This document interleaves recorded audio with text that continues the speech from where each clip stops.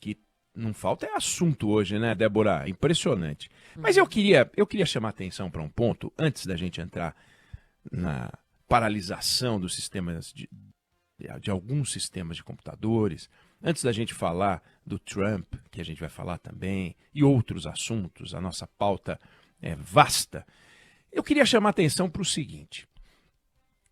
De repente sai assim a notícia de que o Brasil está melhorando naquela relação de nota de crédito. Olha, agora a nota de crédito do Brasil sobe e nós vamos atingir o grau de investimento. Olha, não perdemos o grau de investimento.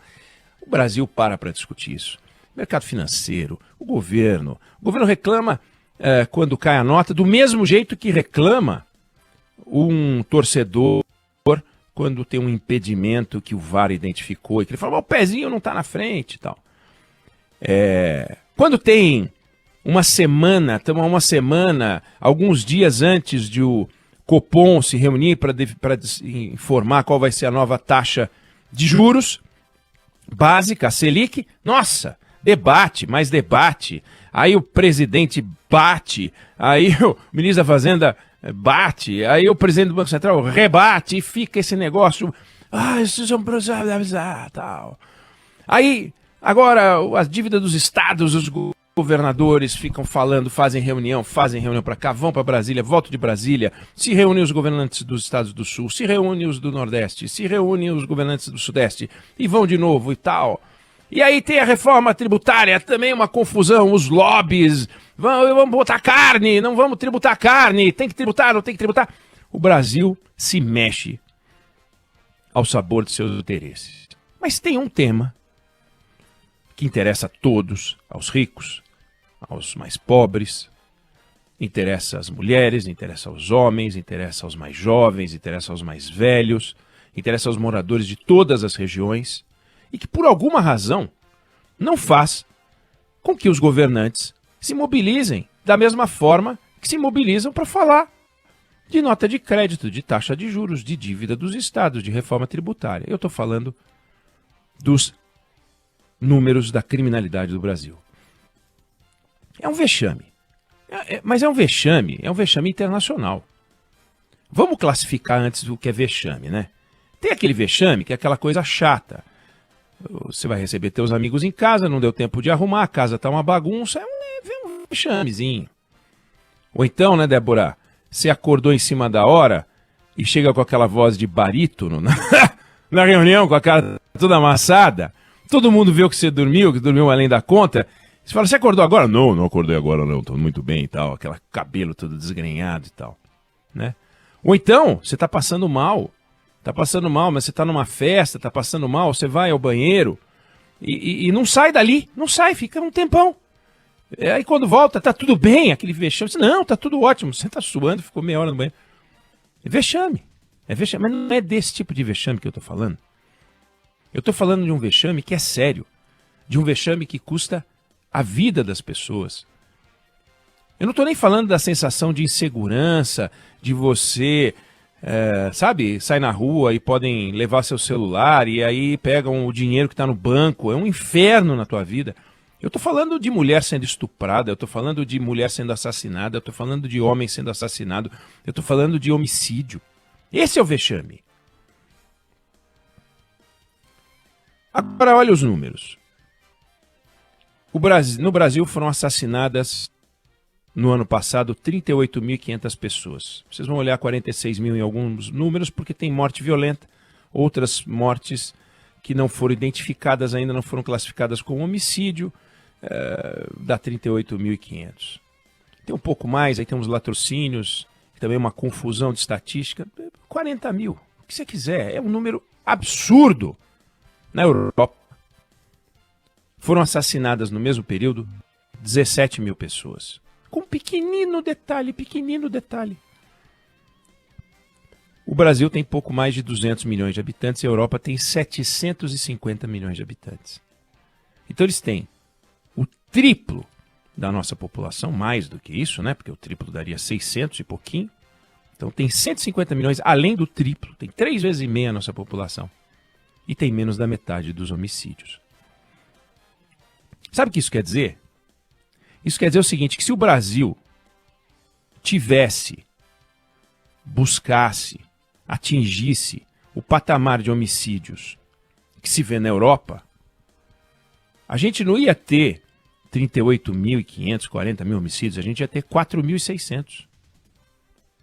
Ou seja, em vez de 100 e tantos homicídios por dia, isso 12. Olha quantas vidas salvas. Olha, eu estou falando de 12 homicídios no Brasil todo. A gente tem 105. No Brasil todo, 12. Que é o que acontece na Bahia. 12 homicídios por dia na Bahia, que tem 15 milhões de habitantes. Ou seja, se o Brasil tivesse a taxa europeia, teríamos 12 homicídios por dia e não 105. Você entendeu o absurdo? E cadê a indignação? Estados Unidos, cultura das armas, tem arma liberada, tem estado, o sujeito vai lá e compra um fuzil, aquele camarada que atirou no Trump, ele foi na loja, comprou um fuzil.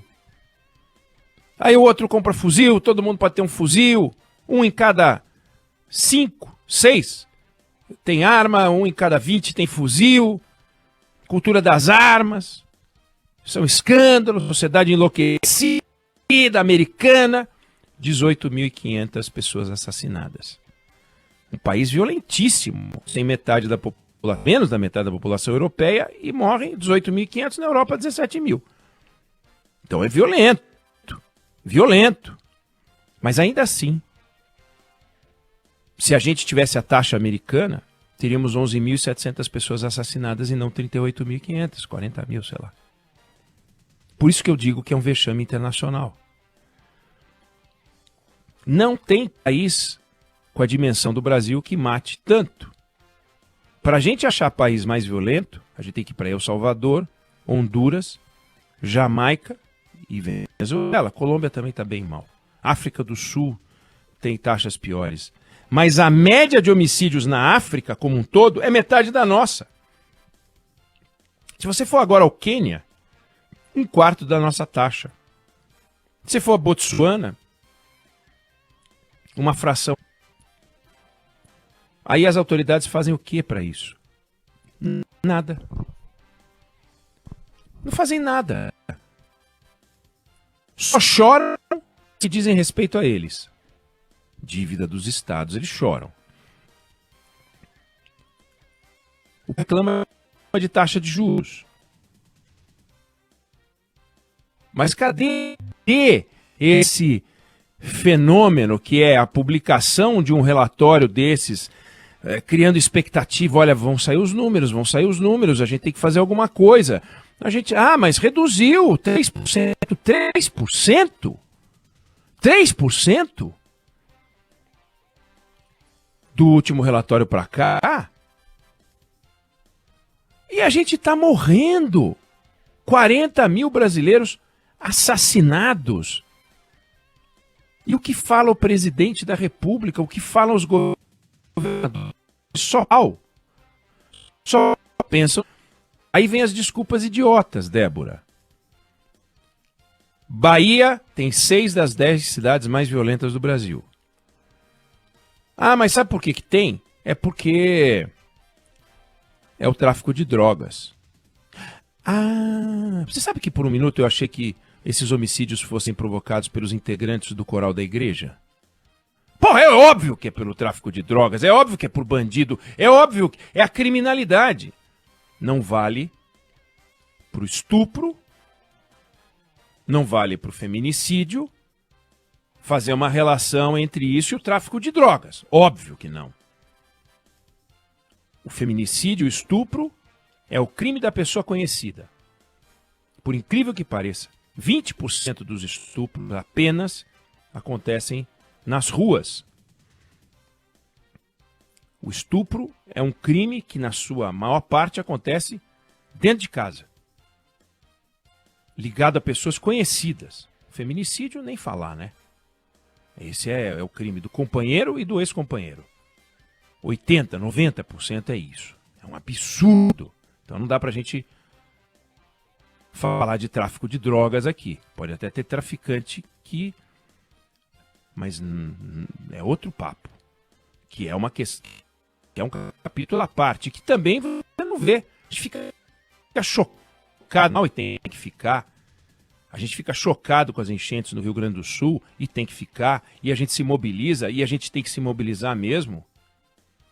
Mas por que a gente não se mobiliza quando o tema é criminalidade? E olha que as estatísticas, Débora, a gente já falou sobre isso, você já chamou atenção para isso, não são confiáveis. Você acha confiável a estatística de estupro, Débora? Não, é Claro um número não. muito subestimado. Né? Claro que não. É óbvio que é subestimado. Então, quando a gente vê que aumentou o número de estupro, 15%, 20%, não dá para acreditar. Não dá para acreditar. Dá para acreditar que aumentou o número de registros, o que é bom saber que as mulheres estão registrando mais, mas é lamentável saber que os números estão aumentando. E é tão pouco confiável que você não sabe, em alguns casos, se só tem um aumento de registro ou se o aumento de registro traduz aquilo que aumentou. Às vezes aumentou, sei lá, triplicou o número de estupros, mas aumentou 10, 15% o número de registros. E aí você fica com a impressão de que o estupro aumentou 10, 15%. E aí você vai ver, a vida real é outra coisa completamente diferente. O feminicídio, um pouco menos, porque tem um corpo, né? Você matou. Mas, por exemplo, latrocínio e homicídio, em tese, são crimes diferentes. A gente já falou sobre isso aqui. Latrocínio é o crime para roubar. Homicídio é o crime do acerto de contas. Pode ser até o acerto de contas resultado de uma briga de trânsito, mas não vai ser a pessoa pode ser acusada de homicídio porque atropelou. Latrocínio é o crime que assusta a sociedade e esse é subnotificado. Porque tem um corpo no chão e você não sabe se ele foi roubado ou não foi roubado. Então esse é subnotificado. Pode entrar como homicídio e não entra como latrocínio. E a polícia não gosta de registrar latrocínio. Porque latrocínio precisa investigar de um jeito diferente. Porque você precisa, para classificar como latrocínio, precisa ter uma indicação. Então, o que eu quero denunciar aqui, quero destacar aqui, a apatia dos nossos governantes, o desprezo dos nossos governantes, a apatia diante das mortes, o desprezo pela vida humana. O absoluto desprezo. A gente fala que muita gente se preocupa mais com o dinheiro do que com o próximo. Os governantes se preocupam mais com o dinheiro do que com a vida dos moradores de seus estados. O brasileiro gostaria de ser respeitado nesse caso. Cadê o plano real da criminalidade? Cadê uma reunião atrás de reunião, com 5, 6 reuniões? O presidente Lula foi quantas vezes ao Rio Grande do Sul? E tinha que ir.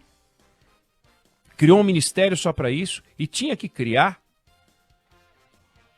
A rede de solidariedade que foi criada com a ajuda de governantes, de empresários, sociedade civil organizada, sociedade civil desorganizada, todo mundo de olho no Rio Grande do Sul.